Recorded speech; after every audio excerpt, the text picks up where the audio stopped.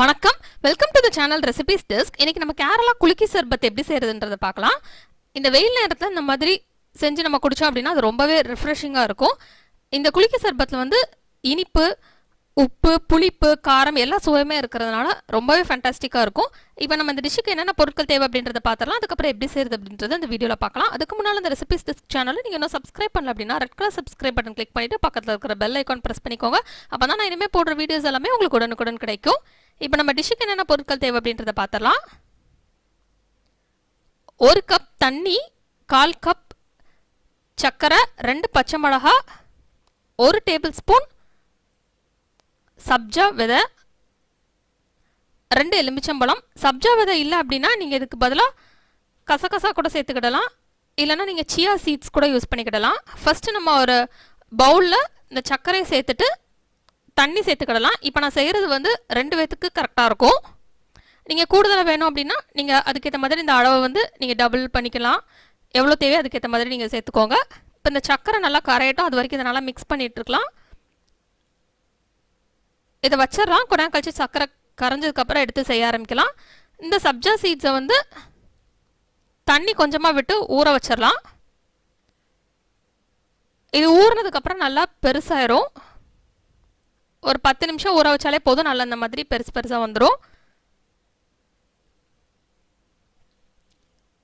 இப்போ நம்ம செய்ய ஆரம்பிச்சிடலாம்.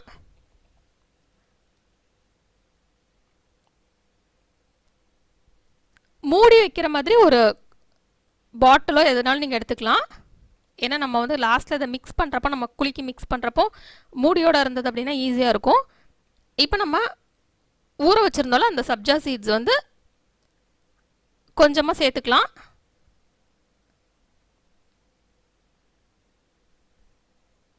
ஒரு 2 டீஸ்பூன் அளவுக்கு எடுத்துக்கலாம்.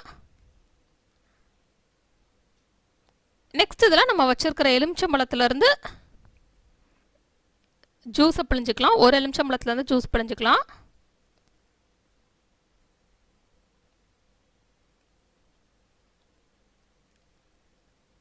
இப்போ இதில் பச்சை மிளகாவை 2 கீரி சேர்த்துக்கோங்க. அந்த பச்சை மிளகாவோட விதையெல்லாம் எடுத்துகிட்டு சேர்த்துக்கோங்க. இந்த மாதிரி ஒரு சின்ன லெமன் ஸ்லைஸ் சேர்த்துக்கலாம். கொஞ்சமாக உப்பு சேர்த்துடலாம். உங்களுக்கு ஐஸ் க்யூப்ஸ் தேவை அப்படின்னா நீங்கள் ஐஸ் க்யூப்ஸும் சேர்த்துக்கிடலாம். இப்போ நம்ம வச்சுருக்கிற அந்த சுகர் சிரப் சேர்த்துடலாம். சர்க்கரை கலந்து வச்சுருந்தோம்ல அந்த தண்ணியை சேர்த்துடலாம். அதை ஃபுல்லாக சேர்த்துருங்க. சேர்த்துட்டு இப்போ நம்ம இதை க்ளோஸ் பண்ணிடலாம்.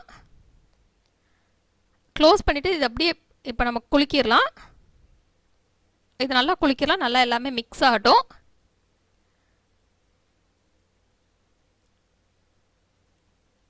இப்போ நமக்கு சுவையான குலுக்கி சர்பத் ரெடி ஆயிடுச்சு. இதே மாதிரி நம்ம மீதம் உள்ளதுக்கும் ப்ரிப்பேர் பண்ணிடலாம்.